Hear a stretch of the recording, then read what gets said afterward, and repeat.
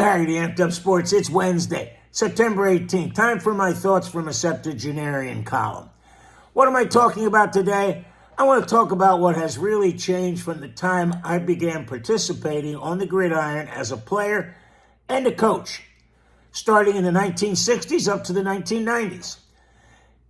It's the equipment in two specific areas. The first is the helmet. Back when I played and coached, and I can assure you, this was not during the leather helmet era. The helmet fit because it had to be, and I quote, borderline uncomfortable. And that quote comes from an executive of a helmet producing company. It's got to be borderline uncomfortable. What do I mean by that? Hey, remember seeing Peyton Manning when he would come to the sideline and he took off his helmet and it revealed this big red streak across his forehead? That was due to the fact that the helmet was snug on his head. Borderline uncomfortable. You had to, back in that day, pull out from the sides to remove your helmet and painfully jiggle it off. But it never fell off during a game. Today, you see players removing their helmet by taking it off, by lifting it straight off by the face mask, but even worse, coming off at least once a game upon contact. There is no way a helmet that can be dislodged and removed that easily fits.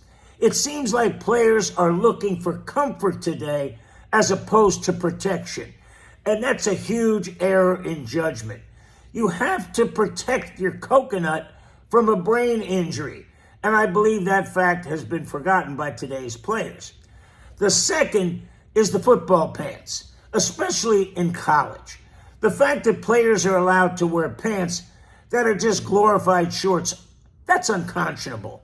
The excuse that's being used is that the padding has not changed, but I strongly disagree, and I use the knee pads as the primary example.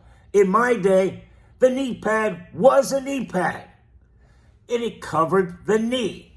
Today, it's a strip of plastic that doesn't even come close to covering the knee, but it's considered to be the knee pad.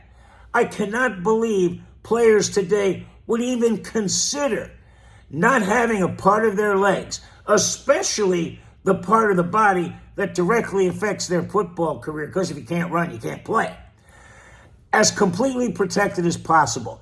I know I wouldn't step on the gridiron in a pair of unprotected shorts.